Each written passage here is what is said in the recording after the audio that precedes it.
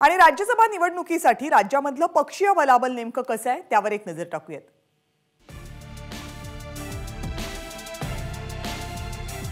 भाजप 104, राष्ट्रवादी अजित पवार गट 42, शिवसेना एकनाथ शिंदे गट 40, काँग्रेस 45, शिवसेना ठाकरे गट 16, राष्ट्रवादी काँग्रेस शरद पवारांचा गट 11, बहुजन विकास आघाडी 3, MIM 2, प्रहार जनशक्ती 2, समाजवादी पक्ष 1, महाराष्ट्र नवनिर्माण सेना 1, CPIM 1, शेकाप 1, स्वाभिमानी पक्ष 1, रासप, जनसुराज्य शक्ती आणि क्रांतिकारी शेतकरी पक्ष यांचेही प्रत्येकी 1 आमदार तर अपक्ष 13 असं राजकीय बलाबल महाराष्ट्राच्या विधानसभेत पाहायला मिळतं।